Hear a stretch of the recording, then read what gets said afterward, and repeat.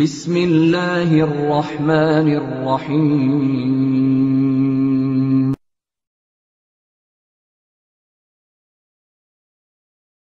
ওয়ালাইকুম আসসালাম ওয়া রাহমাতুল্লাহি ওয়া বারাকাতুহু। বাংলাদেশ থেকে এক ভাই জানতে চেয়েছিলেন যে জুমার দিন সূরা কাহাফের কোনো ফজিলত আছে কিনা, কোনো সূরা কাহাফ পড়া যাবে কিনা, আর শবে বরাত শবে মিরাজ যে রাত্রে সারা রাত্রি জেগে নামাজ পড়া যাবে কিনা। আরেকটি প্রশ্ন করেছিলেন যে রাসূল সাল্লাল্লাহু আলাইহি ওয়াসাল্লাম সাদা জামা পরতেন, আমাদেরকে কি সাদা জামা পরতে হবে? তো প্রথম প্রশ্নের উত্তর হলো যে সূরা কাহাফের ব্যাপারে ফজিলত আছে সহিহ হাদিস দ্বারা সাব্যস্ত। সূরা কাহাফ জুমার দিন অথবা জুমার রাত্রিতে পড়তে হবে, এর অনেক ফজিলত আছে যা সহিহ হাদিস দ্বারা সাব্যস্ত। একটা হাদিস হলো আবু সাঈদ খুদরি থেকে, যে তিনি বলছেন যে যে ব্যক্তি সূরা কাহাফ জুমার রাত্রিতে পড়বে আল্লাহু মিনান নূর ফিমা বাইনাহু ওয়া বাইনাল বাইতিল আতিক, যে তার জন্য আলো হবে তার এবং পবিত্র মক্কা নগরীর মাঝামাঝি যে মধ্যে যে জায়গায় এই পরিমাণ তার জন্য একটা আলো হয়ে যাবে।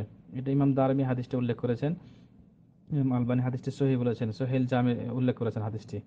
আর একটি হাদিস হলো যে রাসূল সাল্লাল্লাহু আলাইহি সাল্লাম বলছেন যে ব্যক্তি সূরা কাহাফ ইয়াউমুল জুমাআতে জুমার দিনে পড়বে তার জন্য এক জুমা থেকে আরেক জুমা পর্যন্ত আলো হয়ে যাবে, একটা আলোকিত হবে, তার জীবনটা নূর হয়ে যাবে।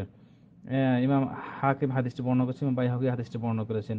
এভাবে আরো হাদিস আছে যে জুমার দিন যে ব্যক্তি সূরা কাহাফ পড়বে তার জন্য বিছায়া দেওয়া হবে নূর আলো, তার পা থেকে নিয়ে একবার আসমানের ঊর্ধ্ব আকাশ পর্যন্ত কিয়ামতের দিন তার জন্য আলো হয়ে যাবে, আলোকিত হয়ে যাবে। এরপরে তাকে ক্ষমা করে দেওয়া হবে, এক জুমা থেকে আরেক জুমা পর্যন্ত তাকে ক্ষমা করে দেওয়া হবে। এভাবে হাদিসগুলো উল্লেখ আছে যে জুমার দিনে সূরা কাহাফ পড়ার ফজিলত।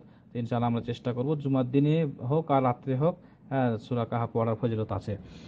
আর শবে বরাত শবে মেরাজের রাত্রিতে যে নামাজ নফল ইবাদত নামাজ পড়া হয় সারা রাত্রি জেগে, এর কোনো ভিত্তি নাই, এটা ভিত্তিহীন, এর সহিহ হাদিস দ্বারা কোনো সাব্যস্ত নয়, মিথ্যা জাল জয়ীব হাদিসে ভরা।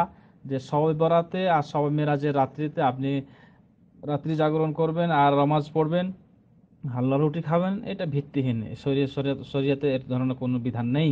সহিহ হাদিস দ্বারা সাব্যস্ত যে শাবান মাসের যে সমস্ত করণীয় আছে সেগুলো করেন, কিন্তু নিসফুস শাবান মাসের 15 তারিখে নির্দিষ্ট করে রাত্রি জায়গায় ইবাদত করা এটা ভিত্তিহীন। গুনাহ হবে, আপনার গুনাহ হবে যদি আপনি এই নিয়ত করে পড়েন যে এই রাত্রিতে ক্ষমা হয়, এই রাত্রিতে সওয়াব হয়। তাহলে অবশ্যই গুনাহ হবে, কারণ এই ধরনের কোনো হাদিস নাই, সহিহ হাদিস নাই। তো অবশ্যই এটা ত্যাগ করবেন আর সূরা কাহাফটা আমল করবেন। আর একটা হলো যে রাসূল সাল্লাল্লাহু আলাইহি ওয়াসাল্লাম সাদা কাপড় পরতেন, এই কথাটা ঠিক নয় যে তিনি সর্বদাই সাদা কাপড় পরতেন। তিনি সাদা কাপড় পছন্দ করতেন, আর মৃত্যু ব্যক্তিকে কাফন দেওয়ার কথা বলেছেন যে সাদা কাপড়ে কাফন দাও, এই দিক থেকে বলা হয়েছে। এই জন্য আপনি অন্য কাপড় পরতে পারেন, কোনো সমস্যা না হয়, তবে ইহুদি খ্রিস্টানদের সাদৃশ্য না হয় এটা খেয়াল রাখবেন। যে কোনো রঙের যে কোনো পোশাক পরেন টাকনোর উপরেও হতে হবে, আর যে কোনো পোশাক হতে হবে, ইহুদি খ্রিস্টানদের সাদৃশ্য হবে না, তাহলে কোনো সমস্যা নাই, আপনি পড়তে পারেন, সমস্যা নাই। জাযাকাল্লাহ খাইর।